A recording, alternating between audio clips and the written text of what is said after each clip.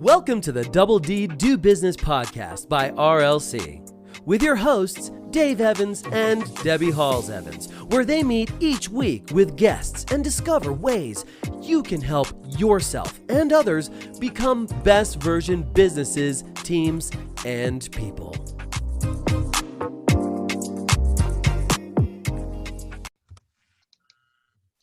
Welcome to Double D Do Business Season 3. I'm here with Debbie Halls-Evans. You know, Debbie, it's just the most consistent thing we've ever done, isn't it? This podcast thing. Well, I'd say the business is pretty consistent. Oh, that's true. That's a very good point.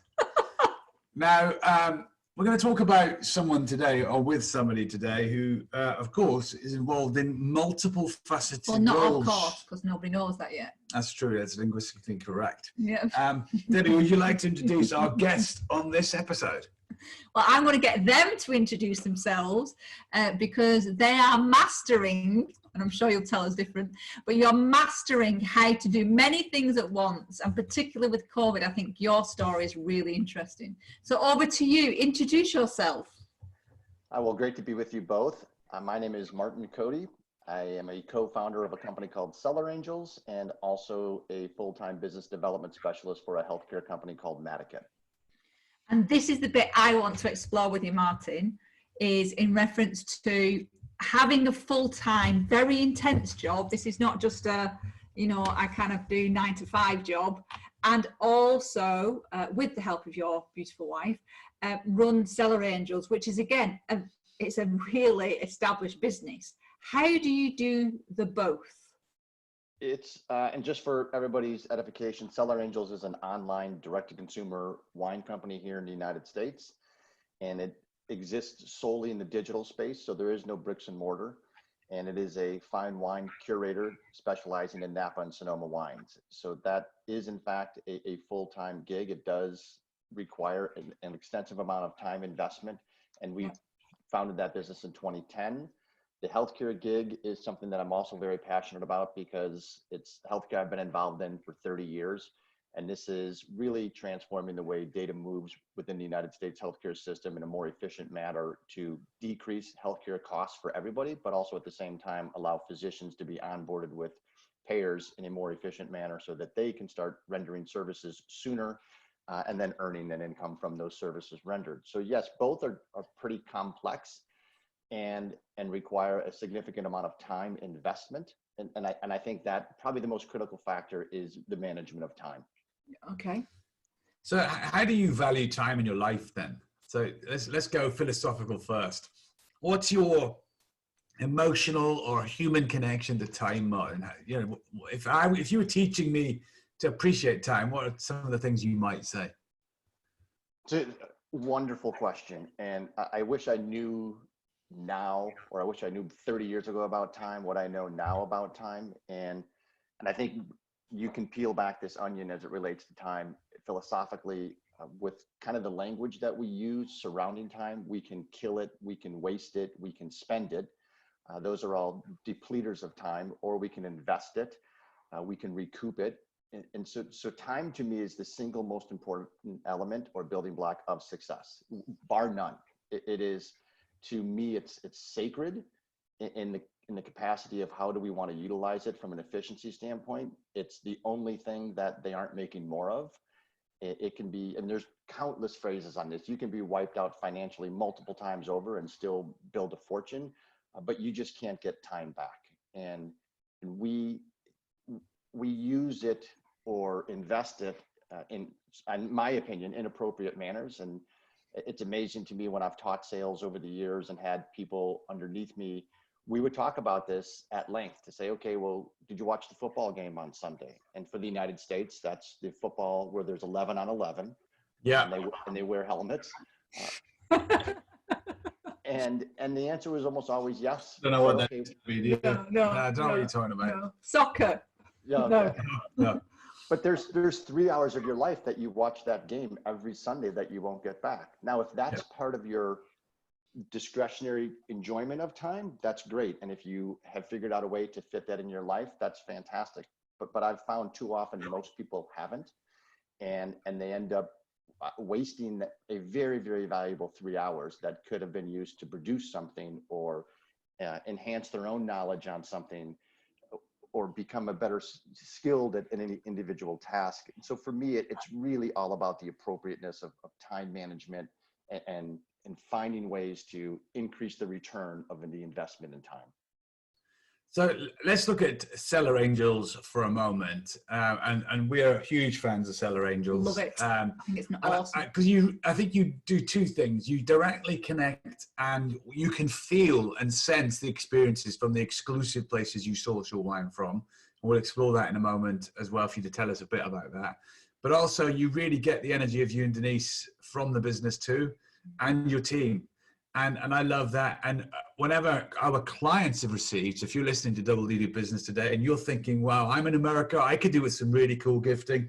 When our clients have opened gifts you've sent them for us, they are genuinely delighted and surprised at the quality and the value. So you started in 2010, 2 years after a downturn. We're in a downturn at the moment, thanks to COVID. So how did you manage to get this thing going? Well, it certainly was a lot of sweat equity, as they say. And prior to the formation of Seller Angels in 2010, we actually had owned a bricks and mortar wine store actually during this time. And you're right, there was an economic downturn in 08 and 09. Yeah. And it was a global economic downturn, not too dissimilar to where we find ourselves today.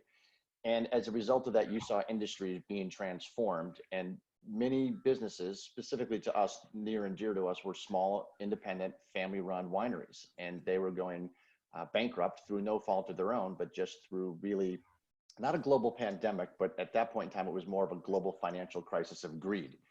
And that pained us, because these were families that had dedicated generations to their craft, and through no fault of their own, were shuttered. And we decided to do something about that. And one of the philosophies that we have, if you will, is that there's good everywhere, or opportunity everywhere. You just have to train yourself to find it.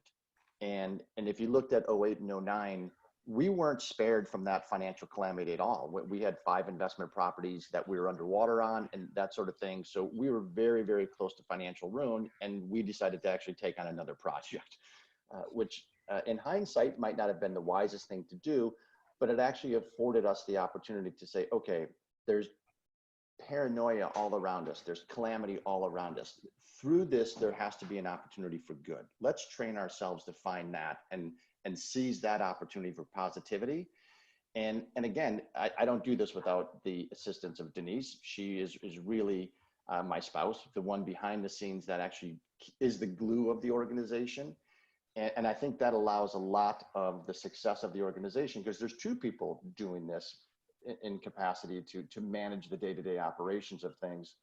And it was just fundamentally finding the value prop in everything, making certain the customer has an unbelievable experience, making certain that the winery is well taken care of, making certain that the wine is always delivered in an appropriate manner. And it's just caring after the customer and taking care of the customer's needs before your own. Yeah. And I love that. We've been doing a lot of work with new clients and getting people to really understand that when they set up a business, we're all very passionate, overused word, but we're all very passionate, but doesn't necessarily mean I've got business skills that go with it. But then understanding that all of the other elements that you've got to put together to make it work. One of the other things about Seller Angels is there's an added value to it, isn't there? Which is the angel element, which is really important. Tell us a bit more about that. That's a great part. And that's probably one of the DNA aspects in us that is so gratifying, is when in 08 and 09, when we were looking around at the financial ruin. And we know wine very, very well. As I mentioned, we owned the bricks and mortar wine store, and we decided, okay, hang on a second. We know people love wine. We know that people at their core are genuinely good and also philanthropic. So what about if we founded a business where we can connect these small production wineries that don't have national distribution, and you can't get their wines unless you actually travel to wine country? What if we connect them to consumers around the United States? And as a byproduct of that connection, we give a portion of every single transaction to a charity. And for us in the United States, I haven't been to a philanthropic event that didn't serve wine or spirits or something. And and I don't have a white paper on this, but I know that most people of means are also very charitable and philanthropic. And they also like wine for the most part. So why not just connect these two and see what we can do, see how much good we can do by doing good. Yeah. And the angel portion is really kind of sacred to us as well. And people love it. They write us and they will call us and leave messages and say, I love your charity aspect. It's the hardest decision I have to make, which charity to pick to donate to, because there's so many good causes. So it really is just one of those things we want to perpetuate and just see how big we can make that giving movement, if you will. I think it's fantastic. And I do think one of the most endearing parts is I've seen something, because it's about social and community, which is actually what wine is. And then you working with these boutique generational businesses, they all join so kind of naturally together. I think it's an incredible synergy. I love it as well, because it pulls together two key features of business, doesn't it? That commercial demands and business performance and growth and sustainability, alongside giving back and contributing to the world or communities that you're part of. I also love the passion and mission that you have of bringing these smaller boutique vineyards into the marketplace and taking them to the, as you highlighted, the type of person who spends money on this product and giving them access to that too. One last thing about Cellar Angels then. Tell us about your club, because you have a club, don't you, in the US? We do. It's actually, we have 3 of them now, wine clubs that are quarterly. And it's kind of nice because folks get 10 to 12 bottles of wine a quarter, and it's a different winery each quarter. We actually focus on wineries that we know our membership is going to be impressed by. And we also go deep into the winery's inventory or library, if you will, and we tell them what we're going to select for the wine club. And it's quite a bit different than the way most wine clubs are run in the United States. I think upwards of 95% of all wine clubs in the US are run by distributors. So they will pick and choose long inventory items and then package those or repurpose them with literature and those sorts of things. And for us, it's not about commercialization or mass production. And it's interesting, as you get older, and I'm in my mid-50s now, you recognize that it's very seldom is anything mass produced the valuable item. It always seems to be, whether it's high-end bicycles for touring, or whether it's clothing, or whether it's even dining establishments, those sorts of things, they're usually produced in limited production. And there's an attention to quality there. There's an attention to craftsmanship. There's and Debbie, you mentioned passion, and certainly that does come through with the farmer, who is, for all intents and purposes, are these individual wineries. They're farmers. They're out in the vineyards every single day, taking care of the vines, and that dedication to craft, commitment to the land, that comes through in the final product. And so that, we think, is an endearing story, and a part of the industry that's the fabric of the industry, quite honestly, is the small independent farmer, family-run winery that we want to try to help promote their goods that you just don't find. And that is fun for us. It's that storytelling, it's that romance, and it does bring people together. So it's the socialization, it's the community, it's the sharing over a good bottle of wine. It hasn't gotten old for me, so I hope it doesn't get old for anybody else. And you've also been doing these Friday night get-togethers, haven't you, on Zoom as well? So how's that been going, and how many people have tuned in at the max to do wine tasting on video? It's growing, and as the shelter-in-place orders kind of, some of them have been pulled back, and now some of them are being reinstated, and we apparently haven't learned our lesson on how to wear a mask. So there is a propensity to recognize that we're going to be sheltered in place for a while. Go ahead. If you're listening to Double D Do Business today, we won't be editing out our dog barking. So Martin and I are going to carry on while Debbie answers the door. So we don't correct these. If you're listening, we let these things happen because it's real life. So you were saying about not being able to wear a mask yet, not learning our lessons. Let's pick up from there, Martin. Sure. So we recognized very early on that shelter in place actually is an acronym for SIP. So we started a virtual SIP Friday night date night, if you will, to where every single Friday night for the last 14 Fridays, we have invited a winemaker from Napa Valley or Sonoma Valley to a virtual event with our customers around the country. And in fact, you don't even have to be a customer because you can tune in. We broadcast live and Zoom and Facebook simultaneously. And at our max, you mentioned we've had about 75 people around the country, and it's a great way for people to interact with the winemaker, to ask questions, learn a little bit about the passionate story that they have, why they're in this crazy business. And we've even, to Denise's credit, we put together a sip tasting kit, which is 6 bottles of wine, and it changes every single week. And it will have 6 individual bottles of wine, so that for the next 6 Fridays, when you purchase one of these, you will have the bottle of wine that the owner or winemaker is talking about and can learn intimately what's happening with the bottle, what was going on with that particular vintage, how it was from a growing standpoint. And really it's humorous, it's educational, it's engaging. It's a ton of fun because while we have to physically distance, I think we all crave social interaction. And so this is just a mechanism to appease that. And it's been very, very well received. And we have people that haven't missed a single week, which is impressive to us. That is, isn't it? That's commitment and dedication. So Debbie, whilst we were interrupted poetically there by the dog, was the delivery anything exciting? It was really exciting. We have our toilet roll is delivered by a company who gives a crap. That's what it's actually called. Who gives a crap? And it goes back to a little bit of the ethos of Cellar Angels, that it gives back. So 50% of the profits actually go back to places around the world that don't have toilets and build toilets for them. So, and it's very nice, but it's really cool, and it's wrapped really funky, isn't it? But there you go. Nice. That's what the delivery was. Actually, unwrapping them is quite an experience. It is. It's quite nice. They really are gift wrapped. It's bamboo and everything. So, sorry. Moving from toilet paper, toilet roll, back to Cellar Angels, and now let's talk about this other part of your life where you're transforming data in the medical space. I mean, that must be, going from what goes on here in the UK, hospitals in generally are not joined up with technology. So even your general practitioner, where you go and see the local doctor and then go to a main hospital, they're not the same file systems. So I think this is a huge opportunity to make the patient existence better. How have you been finding it, and how do you approach this?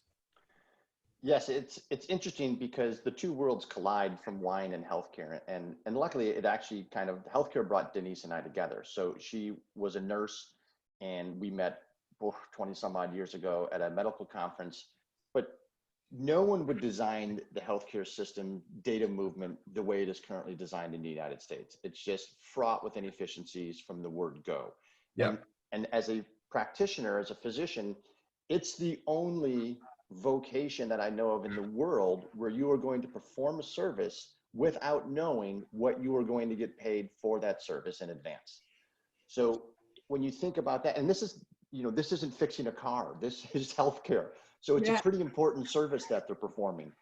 And so there's so many proverbial hands in the cookie jar that it's very, very difficult to move data around, because it has to have a stop off here, whether it's the credentialing prospect or the enrollment with the insurance companies. And XYZ hospital has 25 insurance plans, and in order to render privileges and care at that hospital, you as a physician have to be enrolled in all 25 of them.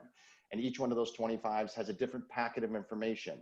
And while those packet of informations might be 8 to 15 pages, 95% of the information is the same on there. However, it's not streamlined, it's manual for the most part. And some of these insurance companies don't accept electronic information. You have to fax it in, or you have to use mail. And so that is just insane in this age of where we are from technology and the movement of data on a device that we hold in our hand and what we're able to do. So it's very gratifying. It's very hard or difficult, as you can imagine, to kind of change some of the silo mentality that has existed for 75 years or longer. And some people are probably going to not be happy that it's more efficient, because it might cut their hand out of the cookie jar when you recognize I can move data from point A to point B and I don't need you in that capacity. It is better for everyone involved except the company taking their slice out of the pie. So it's a long-term sales cycle. oftentimes measured between 9 and 18 months, because it takes a long time to change people's thought processes and to get their heads in the right space, and to recognize growth doesn't always have to be through acquisition, but it can be through internal and more efficiency to drive bottom line profits. But it's gratifying when you do get the customer recognizing, well, if I can do this for 30% less and have an increase in output, why wouldn't I do that? And time is long overdue. And the patient experience is better. That's the other other thing. Experience is better. The physician experience is better. I don't know how it is in the UK, but if you're not in healthcare and you get an EOB, an explanation of benefits, and you sometimes get these 30 days after your physician visit, you might get them 90 days after, you continue to get 6 months worth of statements. It's extremely confusing.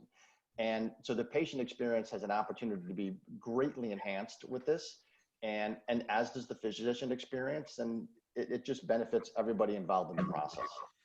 Of course, in the UK, we come at it from a very different angle. So our NHS service, there's no statements, there's no, because it's funded as part of how tax is collected in the UK. But what it does is the data that is stored is different in every single hospital, or every single doctor's surgery, and what it does from an experience perspective on both sides, whether I'm the doctor or whether I'm the patient, is that it's just a lack of speed. Well, yeah. Health needs speed, you know, and it needs that collaboration. So, and I know there's niche areas. There's one particular doctor's surgery in Scotland that's radicalized and changed the whole process, how they communicate, and the speed of everything that they do is instant, and it's radicalized everything around them and the relationship with the local hospital. So it's a fascinating subject. And go back to something that you said earlier, Martin, about you can't get time back. We can't make any more of it. You know, we're often dealing with life or death in these environments. And actually, because of that, they really should be more like the aviation industry, more like the most advanced technology on the planet. And they should be like our iPhones and like our smartphones and Android. It should be this completely automated experience. It means you've got more confidence facing peril. Because sometimes you can be, COVID has taught us, hasn't it? COVID has been terrifying for those who've gone in, let alone dealing with what you were just describing about, or am I even covered and will I have a bill afterwards that I can't even afford? So it's to know that was tidied up, at least, would make that less painful. It certainly, and it has a long-term effect too, because on the physician side of things, physician or students going into medicine is on the decline, and it's on the decline partly because of the administrative burden, because of the physician burnout due to administrative burden and hurdles. And most folks in medicine, at least on the clinical side and patient facing, they're there because they are impassioned by the treatment and provision of care. They want to help someone get better. All of the back office stuff is an absolute nightmare. So when that nightmare continues to grow and shows no sign of abatement, then yes, that does not become a very gratifying occupation to pursue. So, and we all need it. It's literally the only industry that every single one of us will touch at some point in time in our life without fail. Yes. So that's something that I think is important to make efficient. And the easiest way to analogize rather what we do is I think you have this as well, but there's a traffic app in the United States called Waze. And they basically find the fastest way for you to go from point A to point B. Yeah. And they will identify visually problems or bottlenecks along the way. And that's kind of what we do behind the scenes. Is we've got this data from the physician that needs to get enrolled in all these carriers, these insurance carriers. So we're going to find the fastest path to make that happen. And we changed the process from 90 plus days to under 14. And is a significant improvement that at least starts the improvement process in this one little area of healthcare. That's incredible.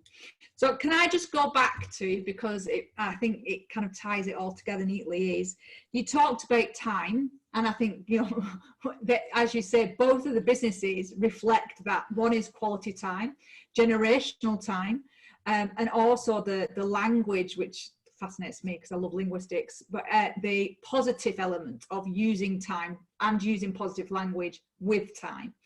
If you could go back 20 odd years ago to your younger self and starting out, well, I'm being generous, Martin.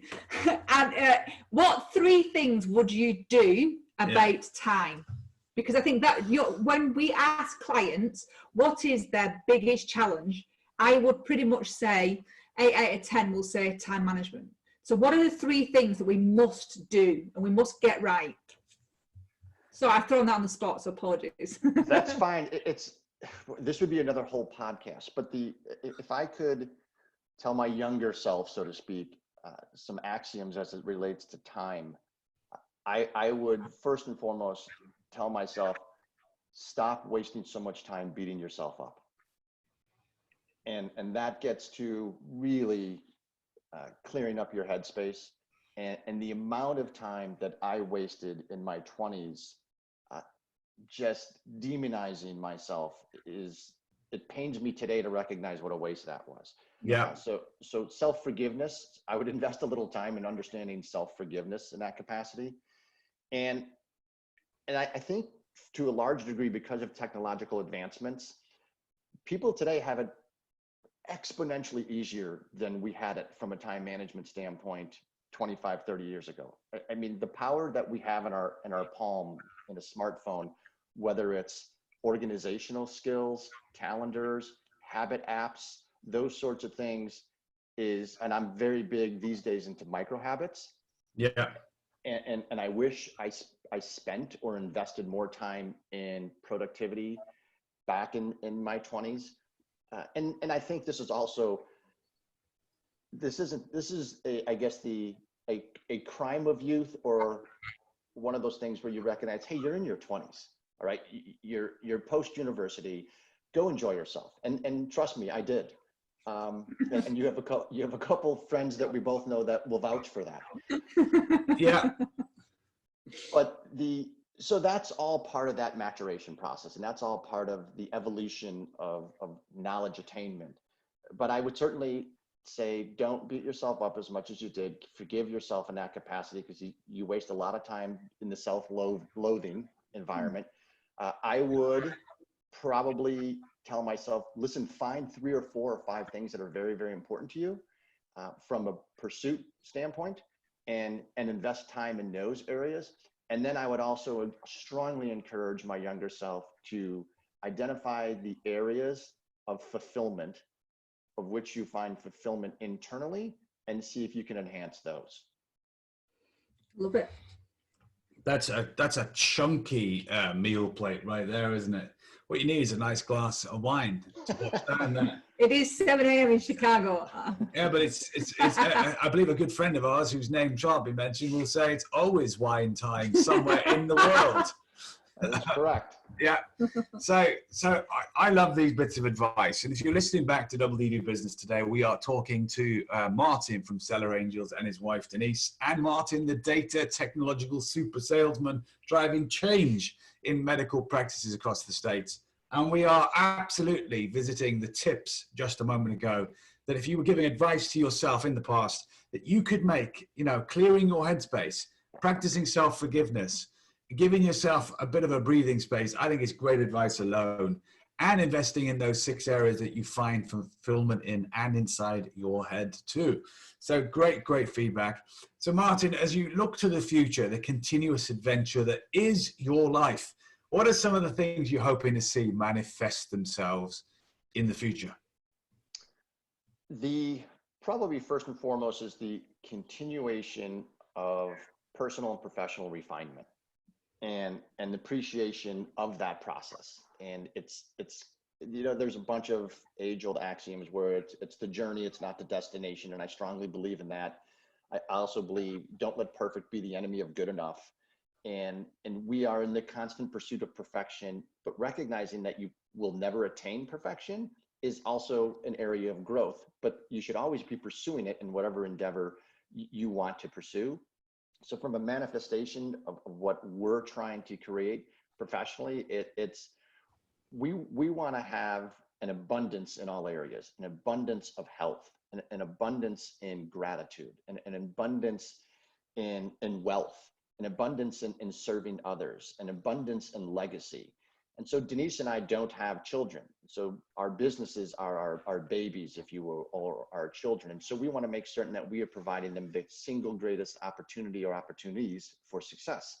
And that just requires kind of that continual dedication to craft enhancement and always improving. Again, it gets down to that micro habit side of things where small, incremental, consistent changes have profound effects in any area that they're consistently applied, whether that's self-development or business enhancement. So those are the things that I want to continue to manifest and ultimately someday be able to share that path, that success, or help others do it in a more compressed timeline, if you will.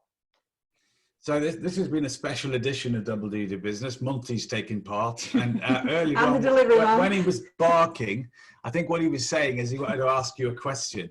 So he said, Martin, is there any type of question you'd like to ask Dave or Debbie? So you're gonna get a chance to ask either one of us a question that's on your mind today before we start to wrap up this brilliant episode of Double D Do Business. Oh, I think people are always interested, and I do conduct interviews weekly, often in professional space of individuals that have achieved quote unquote success. And I would certainly put you two in that category. So I would be interested in learning from each of you, and Debbie, I'll ask you first.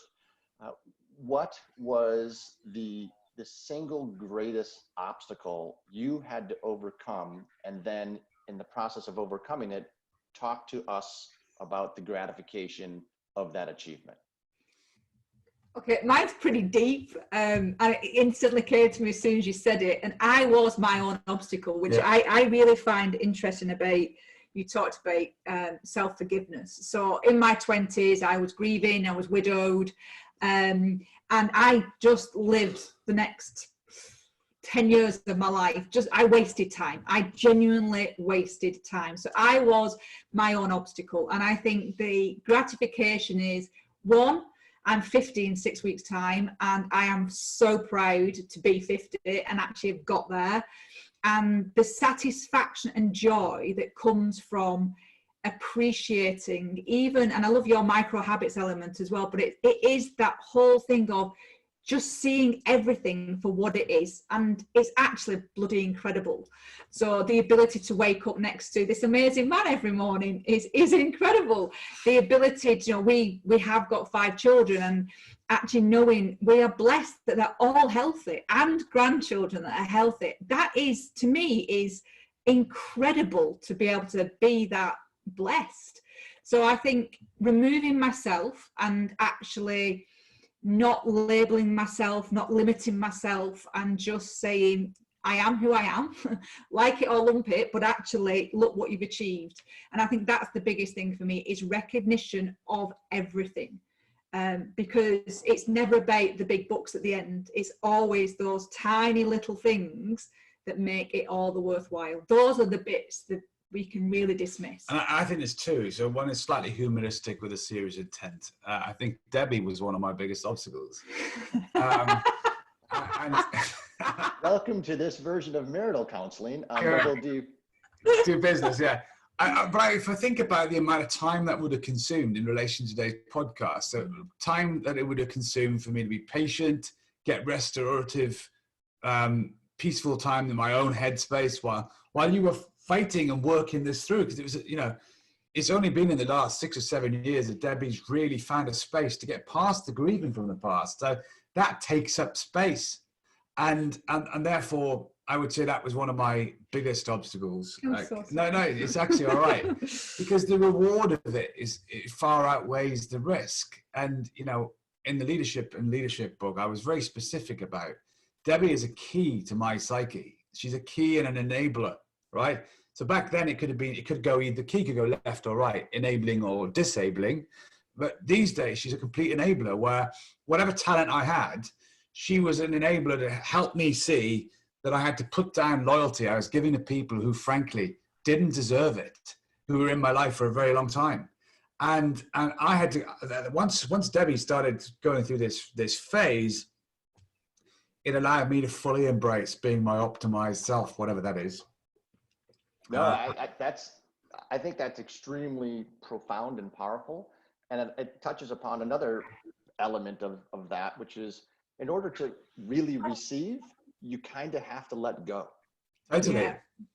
And that's a hard concept to unravel in your 20s or 30s. And some people don't unravel it at all. And but you're right. So, and I think there's also another element of this that I tend to wax poetic about, and that's kind of embracing the universe. And so if you allow it and don't resist it, it will actually provide for you. And either through the manifestation that you talked about and discussed, those sorts of things, but you also have to have that discipline to let go. And it harkens back to fundamentally three different things I think people need to recognize is people used to say you are what you eat. And there's a truth there because if you eat junk, processed crap food, you're not going to be at your optimal energy level. You're not going to be at your optimal mental level. But I would expand that in today's day and age that you are what you think, you are what you read, and you are what you eat. And so, Dave, you just talked about a key turning right or left, and a key is an input. And so we have to kind of monitor what our inputs are as what we read, what we see, what we allow ourselves to be influenced by. And that is that was a huge learning curve for me to recognize that there's so many different forms of input and data that we can bring into our world. Yep. And we need to monitor what's coming in because to use computers, garbage in, garbage out. So it's the same thing, in my opinion, psychologically. And I connect with it because as we bring our wonderful episode to it, this is the second episode in season 3 that could have just gone on for ages. And I don't feel this conversation needs to stop other than we stick within parameters of right 35 minutes on the podcast. But I was walking with my younger brother recently on Father's Day, and we were talking together. And one of the things I was saying to my younger brother was the greatest gift I've ever given my wife is the love to allow her to find healing. And if that's all I do for the rest of my days, I've done something that I could never have imagined. But yet, in the same process as you were just describing, you got to do the same thing yourself. All right. So I can only do that because I've been lucky enough to be around great people who've helped me do similar things. And that's all about, back to the podcast today, is about that utilization of your time, because it's time that helped me do that many years ago. So Martin, how do people get in touch with Cellar Angels? What do they need to do?